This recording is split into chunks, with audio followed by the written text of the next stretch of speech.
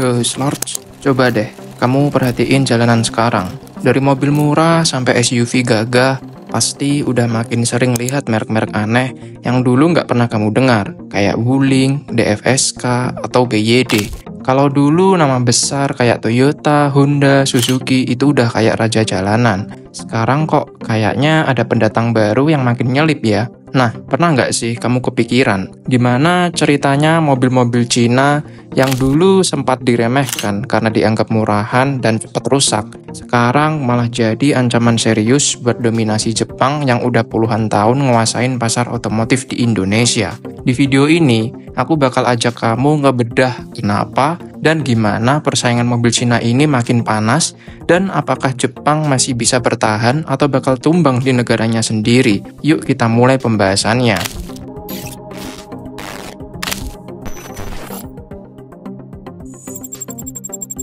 Oke, sebelum kita masuk ke cerita serunya, aku mau kasih sedikit gambaran besar. Jadi, saat ini peta persaingan otomotif Indonesia lagi mengalami pergeseran besar. Kalau selama ini Jepang udah nyaman banget duduk di kursi juara, sekarang produsen mobil asal Cina mulai ngintip, nyalip, bahkan ada yang udah nyelonong jauh di segmen tertentu. Mereka datang bukan cuma bawa harga murah, tapi juga teknologi baru, model yang lebih kekinian, bahkan dukungan pemerintah lewat berbagai insentif.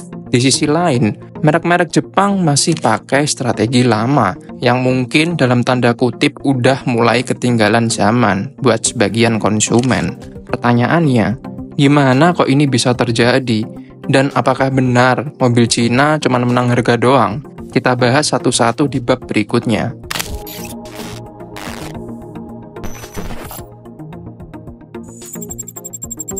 Kalau kita kilas balik, sebenarnya mobil Cina udah masuk ke Indonesia sejak tahun 2006. Waktu itu, nama Chery muncul dengan mobil mungilnya bernama Chery KQ. Harganya murah, bentuknya kecil, cocok buat mobilitas di kota. Disusul oleh Geely yang nawarin sedan murah. Tapi apa yang terjadi? Awalnya sih sempat menarik perhatian, tapi lama-lama konsumen Indonesia kecewa. Mobil-mobil ini dicap kualitasnya buruk, gampang rusak, dan nggak aman. Akibatnya, merek-merek Cina kayak Chery dan Geely minggat dari pasar Indonesia sekitar tahun 2012 hingga 2013. Pangsa pasar mereka nggak sampai 1%. Tapi, siapa sangka, mereka ternyata cuma mundur buat ancang-ancang. Tahun 2017, gelombang kedua merek mobil Cina datang. Kali ini mereka nggak cuma jual murah, tapi juga bawa strategi baru. Mereka mulai serius soal kualitas, teknologi, layanan purna jual, bahkan berani bangun pabrik di Indonesia.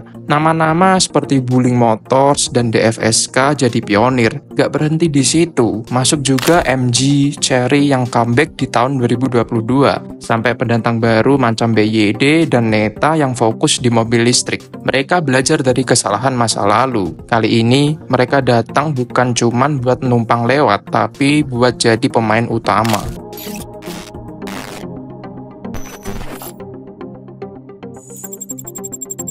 Nah, sekarang kita masuk ke babak yang bikin merek Jepang mulai ketar-ketir.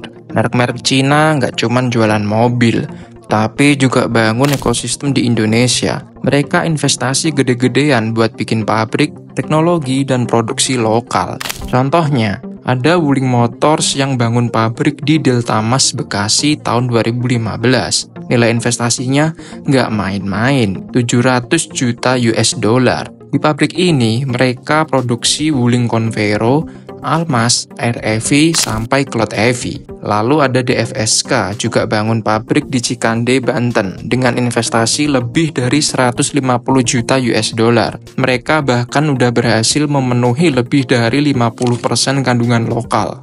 Lalu ada Chery, masuk lagi, dan mulai investasi di 2024, sekitar 250 miliar rupiah. Buat produksi Chery Omoda E5, mobil listrik yang TKDN-nya udah tembus 40%. Kemudian juga ada Neta, yang udah ngerakit Neta V2 dan Neta X di Indonesia. Dan yang paling bikin geger yaitu BYD, raksasa otomotif Cina. bakal bangun pabrik di Subang, Jawa Barat dengan investasi kurang lebih 20 triliun rupiah. Kapasitasnya 150.000 unit per tahun. Jadi, mobil-mobil ini bukan cuma datang dari luar negeri, tapi beneran dirakit di sini, nyiptain lapangan kerja, dan tentunya bikin harga jualnya makin murah.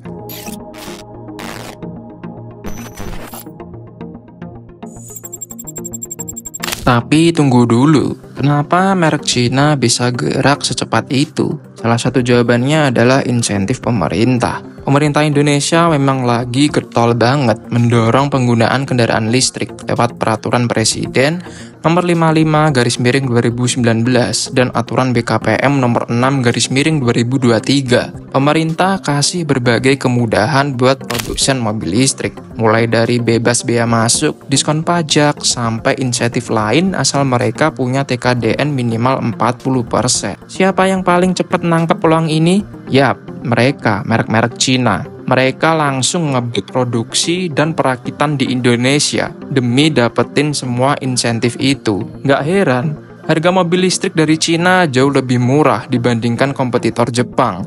Sementara merek Jepang masih terlalu berhati-hati. Mereka masih fokus di mobil hybrid kayak Toyota dan Honda. Sayangnya, pemerintah Indonesia lebih langsung loncat ke era full electric vehicle atau BEV, bukan hybrid.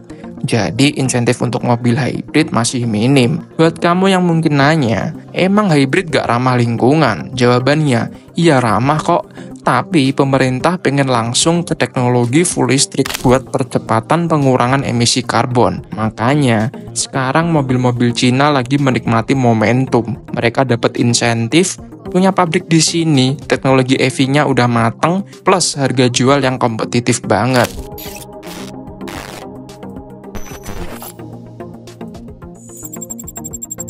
Jadi, pertanyaannya sekarang, apakah dominasi Jepang di Indonesia akan bertahan? Atau jangan-jangan dalam beberapa tahun ke depan, jalanan bakal penuh sama logo-logo baru dari Cina? Kalau kita lihat data dan fakta yang aku ceritain tadi, sepertinya pertarungan ini masih panjang. Jepang memang punya bisnis loyalis yang kuat, tapi Cina datang dengan strategi dan senjata baru yang nggak bisa diremehin. Nah, sekarang aku pengen dengar pendapat kamu. Kamu tim Jepang yang udah puluhan tahun nemenin kita di jalan, atau tim pendatang baru Cina yang lagi gila-gilaan investasi dan inovasi?